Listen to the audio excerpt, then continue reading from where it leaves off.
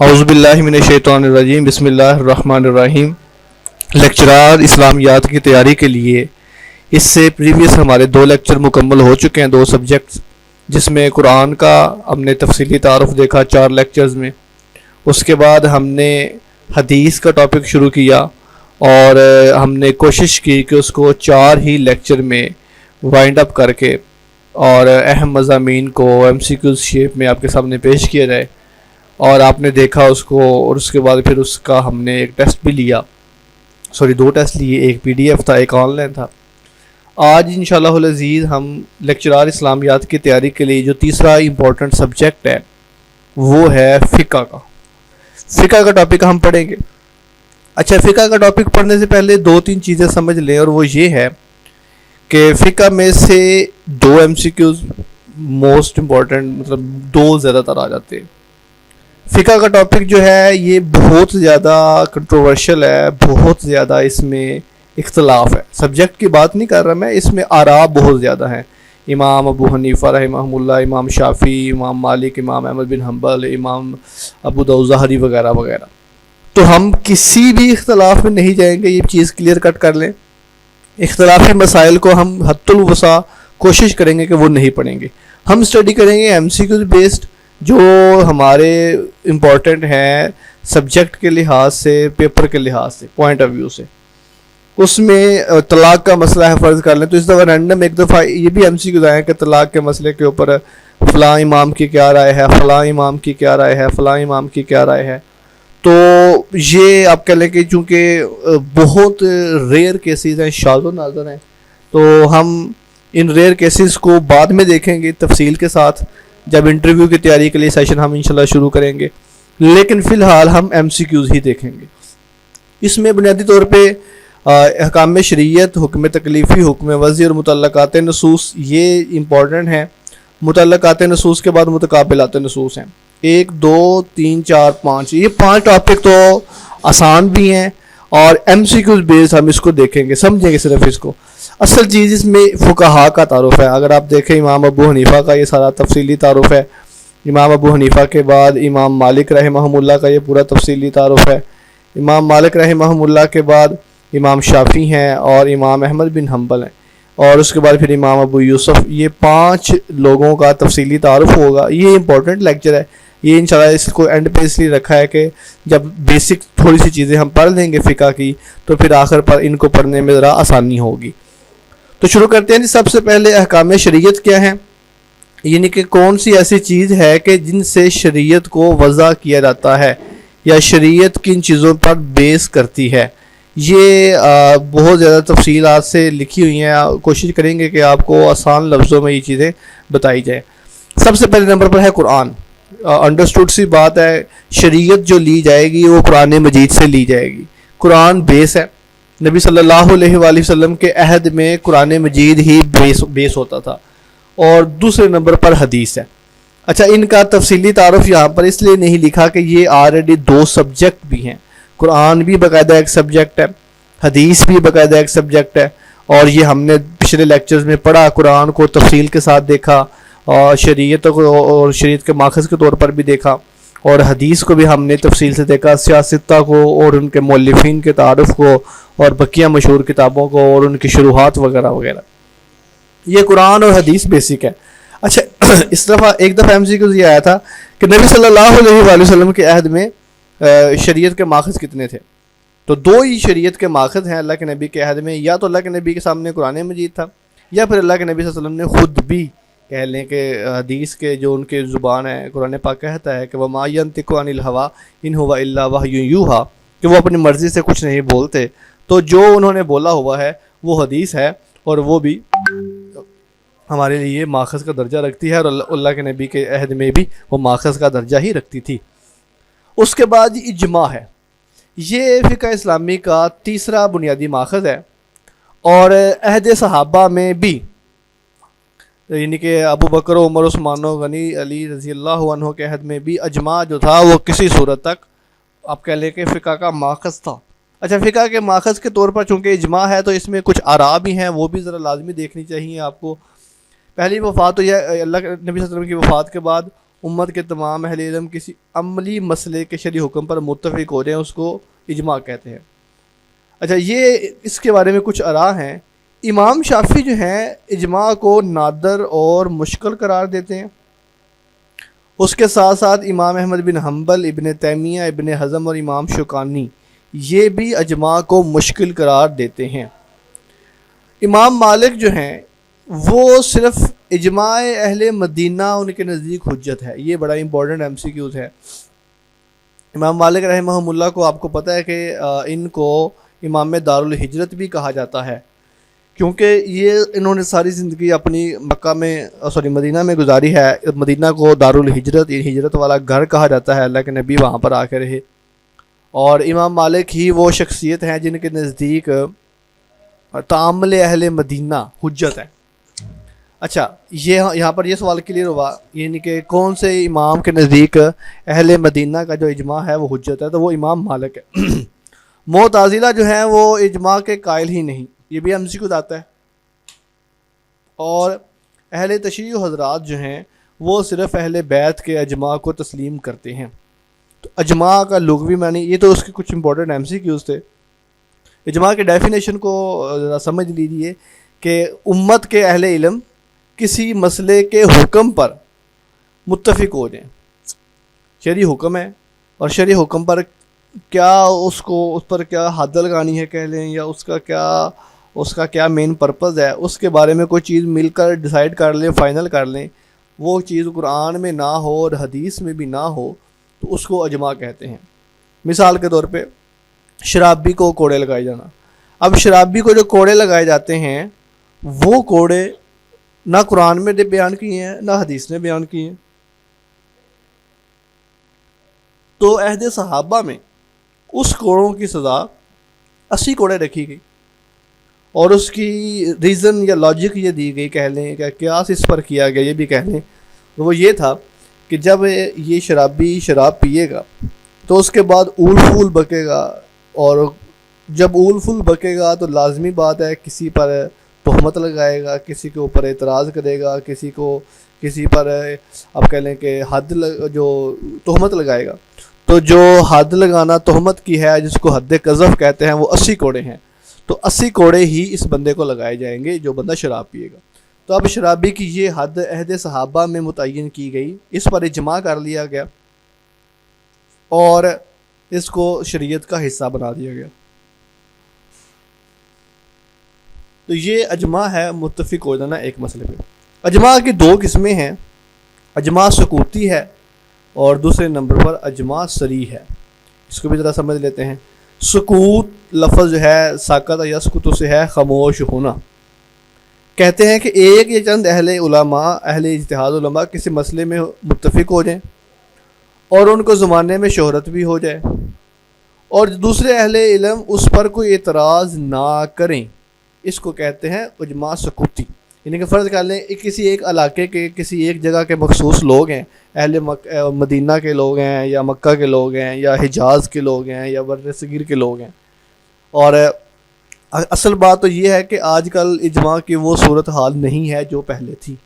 تو اس کو ہم پرانے آج سے کہہ لیں کہ 1400 سال پہلے ہی حالات کے تناظر میں سمجھنے کی کوشش کرتے ہیں کہ جب ایک علاقے کے لوگوں نے کسی ایک مسئلے پر اتفاق کر لیا، فیصلہ ہو گیا، اور جب کسی دوسرے علاقے کے لوگوں کو اس اجماع کے بارے میں پتہ چلا تو انہوں نے اس پر سکوت کیا، اس پر خاموشی اختیار کی، نہ اس پر اعتراض کیا اور نہ اس کی حمایت کی، تو اس کو اجماع سکوتی کہتے ہیں۔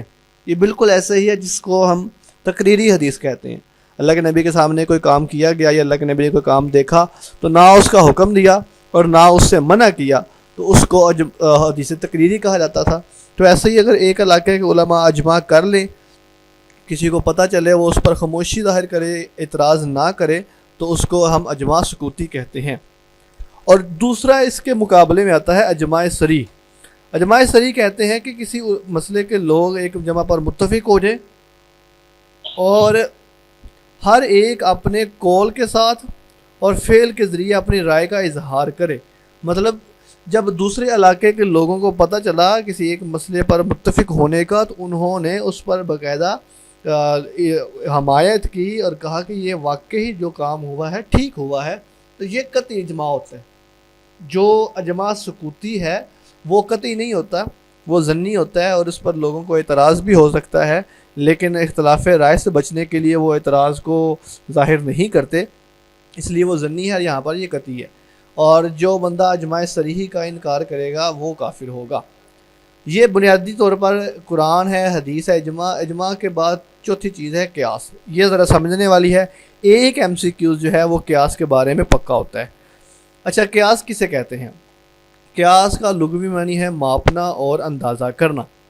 اصطلاح میں اس سے مراد یہ ہے کہ کسی ایسی چیز کا جس کا حکم کتاب و سنت سے معلوم نہیں ہے، کسی ایسی چیز کے ساتھ رکھ کر اس کا حکم معلوم کیا جائے جس کا حکم کتاب و سنت میں ذکر ہوا ہے، جب ان دونوں کے درمیان مشترکہ علت پائی جائے۔ یہ ڈیفینیشن پوری لکھی ہوئی ہے۔ اچھا، اب آپ ذرا اس کو ذرا سمجھیے۔ فرض کر لیجئے، پہلے ایگزامپل سمجھیں گے، پھر اس کے بعد ہم اس کی آگے ڈیٹیل میں جائیں گے۔ آئی ہوپ کہ ایگزامپل کے ساتھ آپ کو بات اچھے طریقے سے سمجھ آ جائے گی۔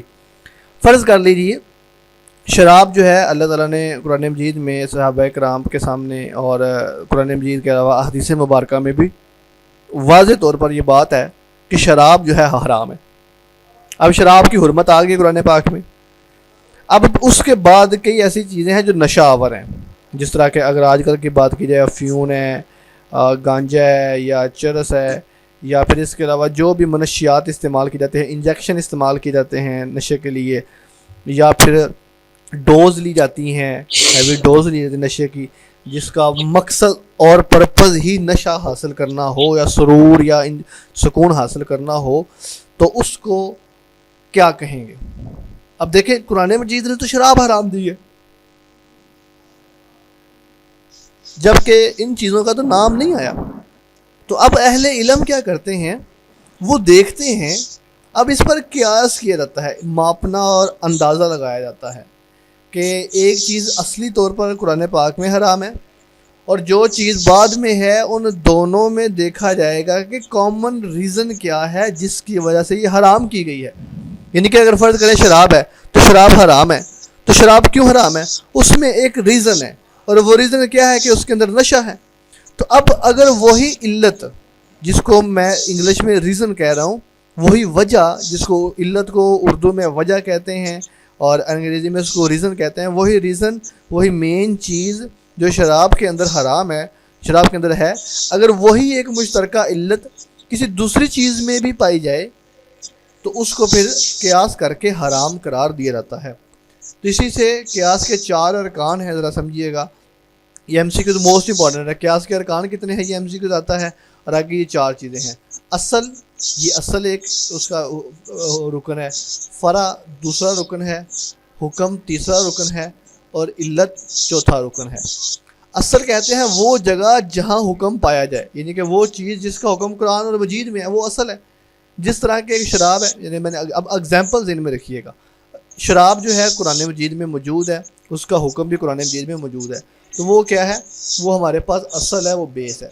اسے مقیس علیہ بھی کہتے ہیں، محمول علیہ بھی کہتے ہیں، اور مشبہ بھی کہتے ہیں۔ مقیس علیہ کا مطلب ہوتا ہے جس پر قیاس کیا جائے، یہ اس مفعول کا صیغہ ہے، علیہ ہی اس پر، اور محمول علیہ یہ بھی مفعول کا صیغہ ہے جس پر محمول کیا جائے، اور مشبہ جس کے ساتھ تشبیہ دی جائے۔ اب ایگزامپل ذہن میں رکھیے گا، وہ جگہ جہاں حکم پایا جاتا ہے اس کو کیا کہتے ہیں، اصل۔ تو شراب حرام ہے یہ قرآن سے ثابت ہے، اور شراب کا حکم کیا ہے، اصل ہے۔ فرع، فرع کہتے ہیں اس سے مراد وہ چیز ہے جسے اصل پر قیاس کر کے اس کا حکم معلوم کرنا مقصود ہو۔ یعنی کہ شراب تو قرآن پاک نے حرام کر دی ہے، تو اب فرع کون سی چیز ہوئی؟ آج کل کی منشیات جتنے بھی ہیں جو قرآن مجید میں ذکر نہیں ہیں، افیون، چرس وغیرہ، یا بھنگ وغیرہ بھی کہہ لیں آپ، اب ان کو یہ فرع ہے۔ فرع کس لیے ہے کہ اس کا حکم ہم نے معلوم کرنا ہے۔ فروع کا مطلب ہوتا ہے نئی چیز، یعنی کہ قرآن مجید میں اصل تو موجود تھی لیکن یہ ایک نئی چیز آ گئی ہے، تو جو نئی چیز آ جائے گی اس کو فرع کہیں گے۔ تیسرے نمبر پر ہے حکم۔ اب حکم ہم اس میں دیکھنا ہے کہ کیا لگے گا، حلال کا لگے گا، حرام کا لگے گا، مکروہ کا لگے گا، یا پھر مکروہ تحریمی کا، یا پھر مکروہ تنزیہی کا، یا پھر مباح کا، یا پھر مستحب کا، کون سا حکم لگنا ہے، یہ تیسرا ارکان ہے. اور چوتھے نمبر پر ہے علت. بھائی جو ہم نے چوتھا یعنی کہ جو حکم لگانا ہے وہ کیوں لگانا ہے، وہ سبب ہے جو اصل اور فرع کے درمیان پایا جائے. یعنی کہ اب دیکھیں یہ بھی ایم سی کیوز ہے. یعنی کہ یہ ایم سی کیوز اس طرح ہے کہ اصل اور فرع کے درمیان مشترک علت کو مشترک چیز کو کہتے ہیں. نیچے علت آپشن اس کا درست ہو گیا. وہ کس طرح کہ اصل جو کہ شراب ہے اور فرع جو کہ افیون چرس وغیرہ ہے، ان دونوں کے درمیان جو کامن ریزن ہے، دونوں کے درمیان جو کامن پوائنٹ ہے، مین پوائنٹ ہے، وہ نشہ ہے. تو وہ کیا بن جائے گی، علت بن جائے گی، ریزن بن جائے گی. شراب اس لیے حرام ہے کہ اس کے اندر نشہ ہے، تو لہذا چرس افیون بھی اس لیے حرام ہوگی کیونکہ اس کے اندر نشہ ہے. اب نیچے اگزامپل بھی لکھی ہوئی ہے. قرآن میں شراب کی حرمت کا ذکر ہے، دیگر منشیات مثلا چرس افیون وغیرہ کا تذکرہ نہیں ہے. اگر ان اشیاء کا حکم دیکھنا ہو تو ان کو شراب پر قیاس کریں گے، یعنی کہ ان کو شراب کے اوپر سیٹ کریں گے. ایسی صورت میں شراب ہمارے پاس اصل ہے، یعنی کہ شراب بیس ہے، جبکہ چرس اور افیون وغیرہ یہ کیا ہے، یہ فرع ہے. اور مشترک علت دونوں کے درمیان جو ہے وہ نشہ ہے، اور حکم وہی لگایا جائے گا جو شراب پر یعنی اصل پر حکم ہوگا. تو اس لیے جس طرح اصل چیز حرام ہے اس طرح اس کی فرع بھی کیا ہوگی، حرام ہوگی. اسی طرح چرس اور افیون ایسے ہی حرام ہوں گے جس طرح نشہ، کیونکہ چرس اور افیون میں بھی ایسے ہی نشہ ہے جیسے نشے کی وجہ سے شراب حرام ہے. یہ ایک پوائنٹ آخر میں لکھا ہوا ہے. شریعت کے 4 اہم اصول یعنی قرآن، حدیث، اجماع اور قیاس کو ادلہ اربع بھی کہا جاتا ہے. یہ بھی نام یاد رکھنا ہے آپ نے. 4 دلالتیں. تو وہ 4 دلالتیں کون کون سی ہیں؟ قرآن، حدیث، اجماع اور قیاس. اجماع کا یہ کویشچن آتا ہے، امپورٹنٹ ہے کہ اجماع کی قسمیں کتنی ہیں؟ 2 قسمیں ہیں. یہ والا امپورٹنٹ ایم سی کیوز ہے. امام مالک کے نزدیک، اہل مدینہ کے نزدیک تعامل اہل مدینہ حجت ہے. یہ امپورٹنٹ ایم سی کیوز ہے. معتزلہ اجماع کے قائل نہیں، یہ امپورٹنٹ ایم سی کیوز ہے. سکوتی اور صریح کی ڈیفینیشن کا بھی پوچھی جاتی ہے. قیاس میں سے یہ سوال آتا ہے کہ قیاس کے ارکان کتنے ہیں؟ 4 ارکان ہیں، اصل، فرع، حکم اور علت. اور یہ والا ایم سی کیوز آتا ہے کہ مشترکہ سبب اور فرع دونوں میں جو پایا جائے، مشترک سبب جو اصل اور فرع میں پایا جائے تو اس کو کیا کہتے ہیں؟ علت کہتے ہیں. اور مقیس علیہ، محمول علیہ اور مشبہ اصل کو کہا جاتا ہے. یہ امپورٹنٹ چیز ہے قیاس میں سے بہت زیادہ. آگے چلتے ہیں جی. استحسان. استحسان کہہ لیں، استحسن یستحسن، استحسان سے لفظ نکلا ہے حسن کا اعتقاد رکھنا، اچھا ذہن رکھنا. آپ کہہ لیں اس کو اس طرح سمجھیں کہ ایک مشکل کام ہے اور ایک آسان کام ہے. تو شریعت نے آپشن دیا ہے آپ کو جو مرضی آپ پسند کریں. تو آسان کام کو پسند کرنا یہ استحسان ہے. مثال اب کہہ لیں کہ سفر میں روزہ چھوڑنا اجازت دی ہے اسلام نے، لیکن اگر آپ کے اندر ہمت ہے تو آپ رکھ لیں. لیکن اسلام اس بات کو پسند کرتا ہے کہ آپ کو جو رخصت دی گئی ہے آپ اس پر عمل کریں، اور وہ رخصت یہ ہے کہ آپ سفر کے دوران روزہ چھوڑ دیں، بعد میں رکھ لیجیے. تو یہ استحسان ہے. یہ اس کی میں نے آپ کو مفہومی طور پر بتایا. اس کی اصطلاحی ڈیفینیشن دیکھیں. ایک قیاس سے دوسرے قیاس قوی کی طرف عدول کرنا یا اس کی طرف جانا استحسان کہلاتا ہے. پسندیدہ ان کے ہوتا ہے، یعنی کہ ایک چیز کو چھوڑ کر، ایک قیاس کو چھوڑ کر دوسرے قیاس کی طرف جانا یہ استحسان ہے. آپ اس مثال کو اس طرح سمجھیے کہ امانت کی واپسی کے لیے ضروری ہے کہ وہی مال جو دیا گیا تھا وہی واپس کیا جائے. مثال کے طور پہ میں اگزامپل پہلے آپ کو سمجھاتا ہوں پھر پڑھ لیتے ہیں اس کو. فرض کر لیں میں نے آپ کو 1000 روپیہ دیا امانتاً. میں نے بولا یہ آپ کے پاس امانت ہے میری 1000 روپیہ. تو جب میں آپ کے پاس دوبارہ آؤں گا تو میں آپ سے یہ امانت واپس لے لوں گا. اب چاہیے تو یہ کہ جو آپ کو پیسے دیے گئے ہیں 1000 روپیہ، آپ وہی 1000 روپیہ ہی واپس کریں. یہ بہترین عمل ہے. لیکن استحسان یہ ہے، اچھا عقیدہ رکھنا، یا اس میں سہولت یہ ہے کہ آپ وہ 1000 روپیہ لگا لیں. جب تھوڑی دنوں بعد، مہینے 2 مہینے بعد وہ بندہ آئے تو آپ کوئی بھی 1000 روپے کا نوٹ اس کو واپس کر دیں. یہ استحسان ہے. شریعت اس میں آپ کو یہ نہیں کہتی کہ جو نوٹ رکھا ہے وہی نوٹ واپس کریں. اچھا، یہ نوٹوں کی ایگزامپل سے آپ شاید تھوڑا کنفیوز ہو جائیں. اگر ہم اس کو تھوڑا بیکورڈ آپ کہہ لیں کہ 1400 سال پہلے جا کے دیکھیں تو گولڈ پہ اگر ہم دیکھیں تو ایک بندے نے سکے رکھوائے کسی کے پاس، تو اب وہ سکے بعد میں واپس مانگنے آئے تو جو مرضی سکے واپس کر دی جائے، کوئی ایشو نہیں ہے. لیکن امانت کا حق یہ ہے کہ وہی سکے واپس کیے جائیں، لیکن استحسان یہ ہے کہ آپ جو مرضی واپس کر دیں، اس کو اس کی چیز واپس ملنی چاہیے، اس میں کوئی ایشو نہیں ہے۔ تو یہ میں نے چھوٹی سی اگزامپل بھی لکھی ہے۔ ایک شخص اگر 1000 کا نوٹ امانتاً دے کر کچھ عرصے بعد واپسی کا تقاضا کرتا ہے تو لازم ہے کہ وہی نوٹ لوٹایا جائے گا جو ادا کیا تھا، لیکن استحسان یہ ہے کہ کوئی اور نوٹ یا ایک سے زائد نوٹ جن کی مالیت 1000 کے برابر ہوگی اس کو ادا کرنے سے امانت کی ادائیگی ہو جائے گی۔ 1000 کی بجائے 500 کے 2 نوٹ لے لے، 100 کے 10 لے لے۔ تو امانت میں استحسان کے اس اصول کے تحت ہی بینک، منی آرڈر اور مالیتی اداروں کے دیگر معاملات چلائے جاتے ہیں۔ اچھا، یہ اہم سوال ہے بہت آگے، جو یہ تو ڈیفینیشن میں نے آپ کو سمجھائی۔ استحسان کے لیے اصولیین کی جو اصطلاح ہے وہ قیاس خفی ہے۔ یہ MCQs ہے، یعنی کہ آپ اس کو اس طرح سمجھیں کہ اصولیین کے نزدیک قیاس خفی کس کو کہتے ہیں؟ قیاس خفی استحسان کو کہا جاتا ہے۔ امام شافعی جو ہیں وہ استحسان کے خلاف ہیں، یہ بہت اہم چیز ہے۔ سب سے زیادہ احناف نے استحسان کو استعمال کیا ہے، یہ بھی آپ یاد رکھیے گا۔ تو احناف نے استحسان کو زیادہ استعمال کیا ہے اور شوافع نے اس کو بہت کم استعمال کیا ہے، بلکہ نہ ہونے کے برابر استعمال کیا ہے۔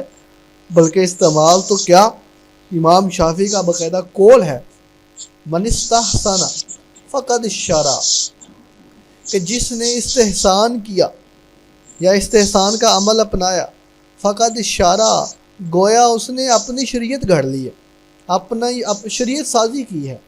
باقاعدہ یہ بہت MCQ امپورٹنٹ ہے۔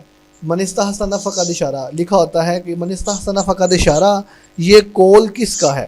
اب اس کے پیچھے ایک پوری ٹرم ہے اور وہ امام شافعی کا یہ قول ہے، اور امام شافعی چونکہ استحسان کے خلاف ہیں اس لیے انہوں نے کہا کہ جس نے استحسان کیا گویا اس نے اپنی شریعت جاری کی۔ ان کا باقاعدہ ایک بڑا مشہور رسالہ بھی ہے، الرد علی الاستحسان، استحسان کی مخالفت میں انہوں نے اب کہہ لیں کہ اس کے خلاف جو بھی دلائل تھے بنتے تھے یا ان کے ذہن میں آتے تھے انہوں نے لکھے ہیں الرد علی الاستحسان۔ احناف نے سب سے زیادہ استعمال کیا۔ احناف کے نزدیک استحسان قیاس ہے اور استحسان سنہ اب اجماع اب ضرورت، یعنی کہ استحسان کب کیا جائے گا؟ یا تو قیاس کے مقابلے میں کیا جائے گا، جیسا کہ اوپر قیاس کی اگزامپل گزری شراب کی اور افیون وغیرہ کی، اور دوسرا ہے اس کا استحسان سنہ اجماع یا ضرورت، یعنی کہ یا تو سنت کے ساتھ استحسان ہوتا ہے یا پھر اجماع یا پھر ضرورت کے تحت، یعنی کہ ضرورت کے تحت دیکھا جاتا ہے۔ شریعت میں فلیکسیبلٹی رکھی جاتی ہے، لچک رکھی جاتی ہے تاکہ ماحول کے مطابق ایڈجسٹ کر کے حکم لگایا جا سکے۔ اوکے جی، قرآن، حدیث، اجماع، قیاس اور استحسان کے بعد ہے مصالح مرسلہ۔ مصلحت، جس کے لفظی معنی فائدے اور منفعت کے ہیں، فقہا کی اصطلاح میں اس سے مراد یہ ہے کہ لوگوں کو منفعت پہنچا کر اور ان سے نقصان کو دور کر کے ان کے دین، جان، عقل، نسل اور مال کی حفاظت کی جائے۔ مصالح مرسلہ یہ ہے۔ مصالح مرسلہ کا مطلب یہ ہوا کہ لوگوں کے لیے سہولت پیدا کرنی ہے، ان کے دین، جان، عقل، نسل، مال اور عزت کی حفاظت کرنی ہے، اور ان سے نقصان کو کیا کرنا ہے؟ دور کرنا ہے۔ مصالح کا لفظ جو ہے یہ مصلحت سے ہے، اور مرسلہ جو لفظ ہے یہ ارسلہ یرسل ارسالن سے ہے، ان کو پہنچانا، یعنی کہ مصلحت پہنچانا، فائدہ، منفعت پہنچانا، یہ اس کا مطلب ہے۔ اچھا، اب یہ دیکھیں اس کی اقسام کتنی ہے مصالح مرسلہ کی؟ اس کی 3 اقسام۔ پہلی قسم وہ شرعی مصلحت ہے جو درست ہے اور اس سے فائدہ ہوتا ہے، مثلا قصاص، چوری پر ہاتھ کاٹنا۔ اب یہ دیکھنے میں تو یہ عجیب لگ رہا ہے کہ لو جی ایک بندے کا ہاتھ ہی کاٹ دیا آپ کا، حالانکہ یہ ہاتھ کاٹنا یا چوری پر سزا دینا یا پھر قصاص کے بدلے میں قتل کرنا یہ فائدہ ہے۔ یہ فائدہ کس طرح ہے کہ جب ایک بندہ غلط کام کرے گا اور اس کے بدلے میں اس کو تکلیف پہنچے گی اور اس کو حد لگائی جائے گی تو لوگوں کو اویئرنیس ہو جائے گی، لوگ ڈر جائیں گے کہ بھائی اگر یہ کام کیا تو یہ سزا ملے گی، معاشرے میں جرائم کی ریشو نیچے آتی ہے۔ اور اس کے بعد اس پرسنلی بندے کا بھی ہے کہ فرض کر لیں ایک بندہ چور ہے، اس نے چوری کی، اس کا ہاتھ کاٹا گیا تو اس کو اس کے گناہوں کی سزا دنیا میں ہی مل جائے گی، آخرت والے دن اس کو یہ سزا نہیں ملے گی، اور دنیا کی سزا مختصر ہے، آخرت کی سزا زیادہ ہے۔ یہ پہلی قسم ہے۔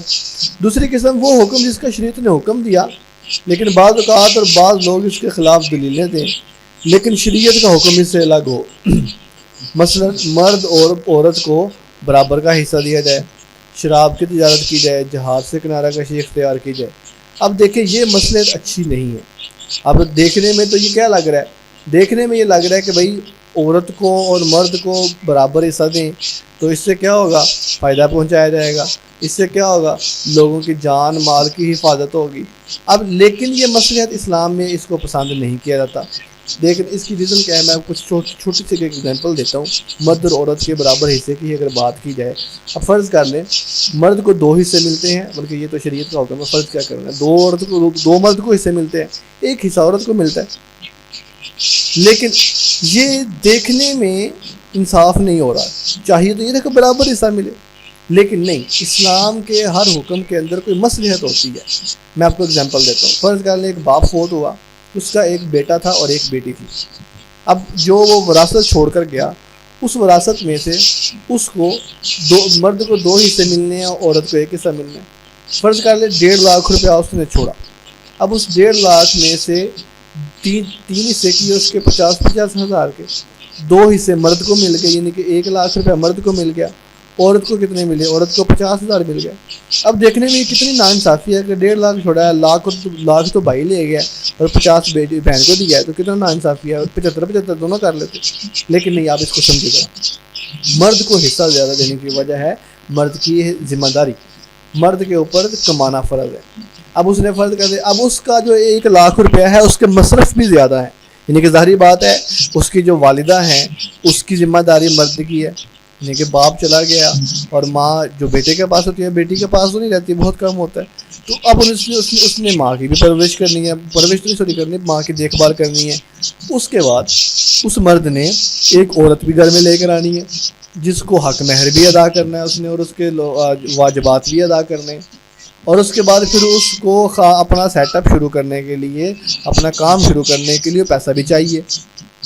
یہ اس نے اسی پیسوں میں سے کرنا ہے جو اس کو وراثت میں سے ملے ہیں، یعنی کہ والدہ کی دیکھ بھال، اور ایک نئی جب عورت لے کر آنی ہے اس کو شرعی حق مہر ادا کرنا، اور اگر پھر بہن بھی موجود ہے تو اس کی شادی بھی کرنا۔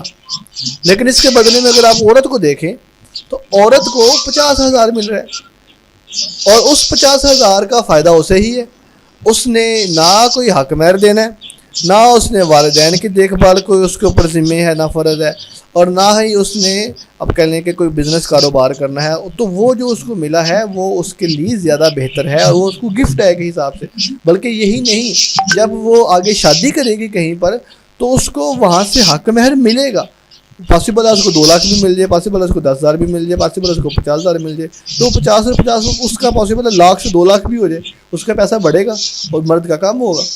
تو اسی وجہ سے مرد کے 2 حصے رکھے گئے ہیں، اس کی ذمہ داری کی وجہ سے، اس کے احساس کی وجہ سے۔ آج کو بندہ اٹھ کے یہ کہہ دیں گے، دیکھیں جی مصالح مرسلہ میں یہ بھی آتا ہے کہ بھائی مرد کو اور عورت کو برابر دو، فائدہ اور جان مال عقل نسل کی حفاظت ہو، حالانکہ ایسا نہیں ہے، یہ مصلحت اسلام میں پسندیدہ نہیں ہے۔ تیسری قسم کی وہ مصلحت ہے جس کے معتبر یا غیر معتبر ہونے کے متعلق شریعت نے حکم نہ دیا ہو بلکہ اجتہاد پر چھوڑ دیا، جیسے جیلیں بنانا، سکے جاری کرنا۔ اب یہ وہ چیزیں ہیں، اس میں مصلحت دیکھ لیں کیا ہے، اگر مصلحت بنتی ہے، فائدہ پہنچانا چاہتا تو آپ جیل بنا لیں۔ اسلام کے دور میں جیل نہیں تھی ہے۔ آج کل جتنے بھی معاملات ہو رہے ہیں یہ سارے مصالح مرسلہ کے تحت ہو رہے ہیں۔ آج کو بندہ اٹھ کے کہہ دے جی مولوی مسجد میں اسپیکر پہ اذانیں دیتے ہیں، تو سارے لوگ تو پرانے وقتوں میں جناب جی وہ ایسے اسپیکر کے بغیر اذانیں دیتے تھے۔ تو بھائی مصالح مرسلہ میں یہ آتا ہے کہ آپ لوگوں کی آسانی کے لیے ان کو فائدہ پہنچائیں۔ مسجدوں میں قلین بچھائے گئے ہیں، جو پرانی مسجد کھجور کی ٹاٹ کی صف ہوتی تھی اور کچی چھتیں ہوتی تھی، بھائی اس وقت کا زور تھا۔ آج کل اللہ نے سہولت دی ہے، مصالح مرسلہ کے تحت آپ سب کچھ لے کے آج لوگوں کی سہولت کے لیے AC بھی لگائیں، لوگوں کی سہولت کے لیے ہیٹر بھی لگائیں، اور پانی کا بندوبست بھی کریں۔ یہ ساری چیزیں کس کے تحت آئیں گی؟ مصالح مرسلہ میں۔ یہ سب سے اہم MCQ ہے۔ مصالح مرسلہ کو سب سے زیادہ کس نے استعمال کیا ہے؟ فقہا میں سے امام مالک رحمہ اللہ نے۔ یہ بھی MCQ اس طرح آتا ہے، اور یہ MCQ اس طرح بھی ایک دوسری ڈائیورشن سے بھی آتا ہے کہ امام مالک نے جو قرآن پاک کے جو احکام شریعت ہیں اس پر کس چیز کا اضافہ کیا ہے۔ تو امام مالک نے فقہ میں اس مصالح مرسلہ کا اضافہ کیا ہے۔ یہ ٹرم جو ہے اسپیشلی امام مالک کی بنائی ہوئی ہے اور انہوں نے اس کو استعمال بھی سب سے زیادہ کیا ہے، اور یہ ایک نئی چیز ایڈ کی ہے شریعت کے ماخذ کے طور پر، اور وہ ہے مصالح مرسلہ۔ اوکے جی، یہاں پر بات کلیئر ہوئی۔ اس کے بعد آگے ہے جی استصحاب۔ یہ صحبت طلب کرنے یا صحبت کے باقی رہنے کے معنوں میں ہے۔ اس سے مراد یہ ہے کہ کوئی حکم جیسا تھا اسے ویسا ہی سمجھا جائے، یہاں تک کہ اس میں تبدیلی کی کوئی دلیل مل جائے۔ چنانچہ اگر کوئی چیز مباح تھی تو مباح رہے گی یہاں تک کہ اس کے حرام ہونے کی دلیل مل جائے، اور اگر وہ حرام تھی تو حرام ہی رہے گی یہاں تک کہ اس کے مباح ہونے کی دلیل مل جائے۔ استصحابہ یستصحب استصحاباً سے لکھنے ہوئے اس لفظ کو آپ اس طرح سمجھیے کہ شریعت کی بنیاد میں کوئی تبدیلی نہیں کی جائے گی۔ جس طرح کہ مثال کے طور پہ اب جو بندہ سفر میں ہے وہ سفر میں نماز قضا کر سکتا ہے، روزہ چھوڑ سکتا ہے۔ اب یہ شریعت کا حکم ہے، اب شریعت نے اس میں چوائس دیا آپ کو کہ آپ روزہ چھوڑ دیں اس کو۔ اب ہم اس کو حرام نہیں کہیں گے، ہم یہ بھی نہیں کہیں گے کہ ہر بندہ جو ہے وہ روزہ رکھے، اور ہر بندے کو یہ بھی نہیں کہیں گے کہ وہ روزہ لازمی چھوڑے۔ ایک بندے کو لگتا ہے کہ اس کے اندر ہمت ہے، طاقت ہے، وہ چاہتا ہے کہ میں فرضی روزہ نہ چھوڑوں تو رکھ لے، لیکن اس میں پھر بھی وہی بات اہم ہوگی جو اللہ کے نبی کے دور میں تھی، اور وہ یہی تھی کہ رخصت کو پسند کیا جائے گا، اور وہ یہی ہے جس طرح کے مثال کے طور پہ اللہ کے نبی کے واقع عہد کی ایک حدیث آتی ہے کہ سفر کے دوران تھے اور کچھ صحابہ نے روزہ رکھا، کچھ صحابہ نے نہ رکھا۔ اللہ نے کہا رخصت دے دی، جو رکھنا چاہتا رکھ لے، جو نہیں رکھنا چاہتا نہ رکھے۔ تو جب افطاری کا وقت ہوا تو جن لوگوں نے روزہ رکھا ہوا تھا وہ تو گھر پڑے، بس ایسے بس ہو گئی ان کی۔ ساری بات ہے گرمیوں کے سفر اور پھر سارے دن کی بھوک پیاس، تو جب سحری سے افطاری سے تھوڑی دیر پہلے تو وہ گر گیا ایسے، اور جن لوگوں نے روزہ نہیں تھا رکھا ہوا وہ کھاتے پیتے رہے تھے اور وہ فریش تھے۔ تو جیسے ہی افطاری کا وقت ہوا انہوں نے جناب جی خود آگے بڑھ کے قافلے کا اسٹے کروایا، اور اس کے بعد ٹینٹ لگائے، کناتے تمبو جو بھی لگانا ہوتا ہے، خیمے لگائے، کھانا بنایا، اور پھر جو روزے دار تھے ان کی خدمت کی۔ تو اللہ کے نبی نے فرمایا کہ آج کے دن غیر روزہ دار جو ہیں وہ روزے دار پر بازی لے گئے۔ تو یہ استصحاب ہے کہ جو شریعت کا جیسا حکم ہے اس کو ویسے مانیں، جو حرام ہے تو حرام ہے، مباح ہے تو مباح ہے۔ ہاں اس کو ہم کنورٹ کسی دوسری فارم میں تبھی کریں گے جب اس کی کوئی دلیل مل جائے گی۔ چھٹے نمبر پر ہے سد ذرائع۔ سد ذرائع کا مطلب ہوتا ہے کہ لوگوں کو فساد کی طرف جانے سے روکنے سے پہلے ہی روک لینا۔ مثال کے طور پہ اس کے یہاں پہ پہلے اگزامپل لکھے وہ دیکھ لیں، جیسے کسی محرم عورت کی طرف دیکھنا ایک ذریعہ ہے جو اسے زنا کی طرف لے کے جا سکتا ہے، اس لیے اسے دیکھنے سے ہی منع کر دیا۔ یعنی کہ جو چیز گناہ کی طرف لے کر جا سکتی ہے اس چیز کو ہی ختم کر دینا، یہ سد ذرائع ہے۔ سد کا مطلب ہوتا ہے روکنا، ذرائع کا مطلب ہوتا ہے ذریعہ۔ اب اس کی اگزامپل ایک اور سمجھیے، اولیاء اللہ کی قبریں ہیں، اولیاء اللہ کے مزار ہیں، وہاں پر جا کر فاتحہ خوانی کرنے میں کوئی مسئلہ نہیں ہے۔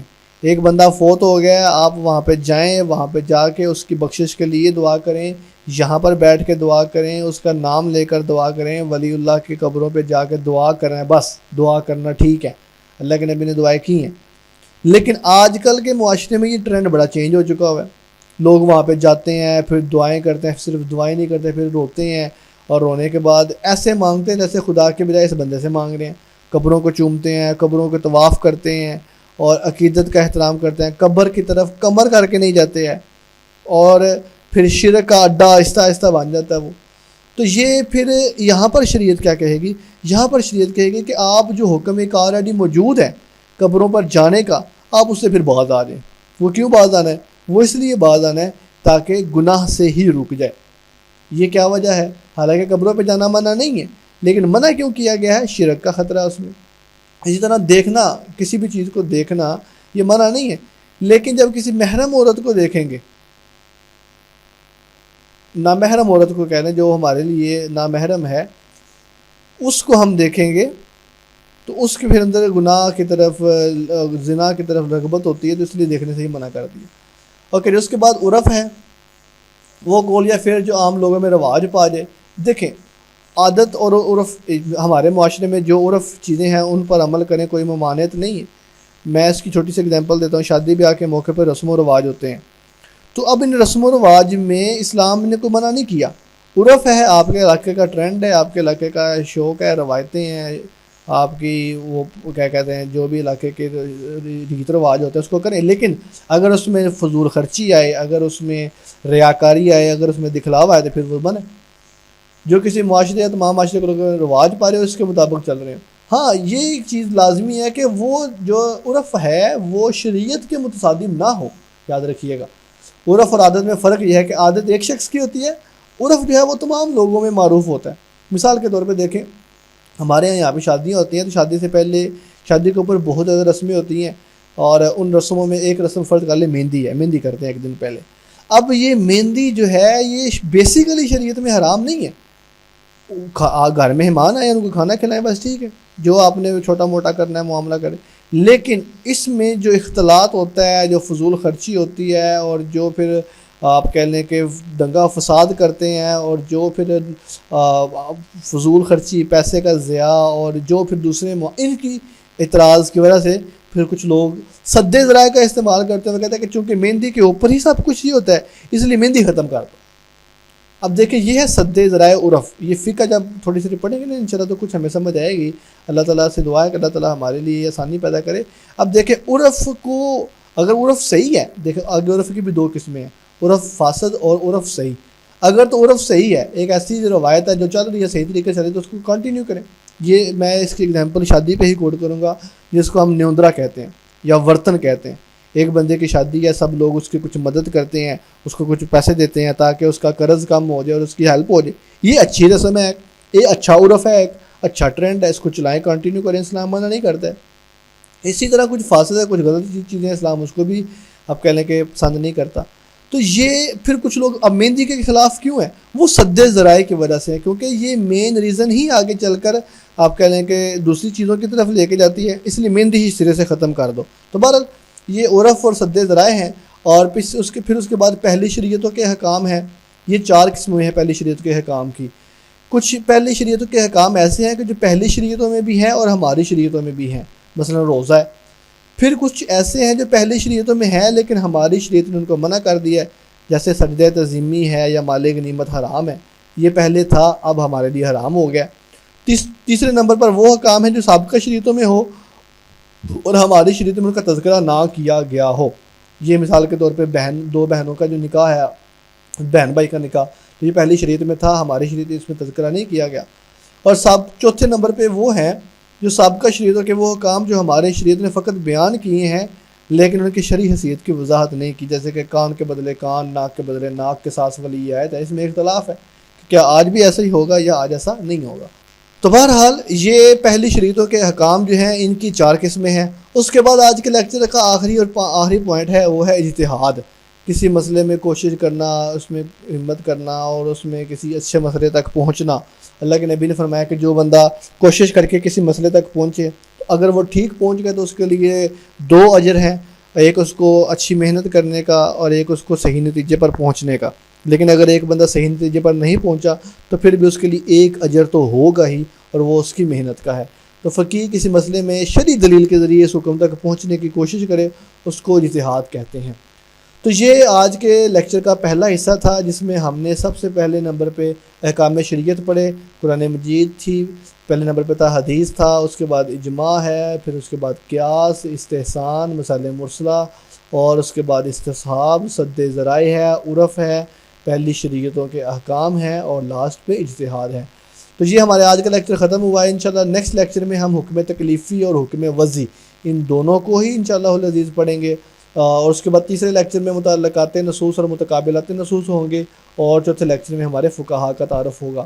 ابھی تک کے لیے اتنا ہی ہے، ملتے ہیں ایک نئے لیکچر کے ساتھ۔ آپ کی سماعتوں کا بہت شکریہ۔ اللہ حافظ الناصر۔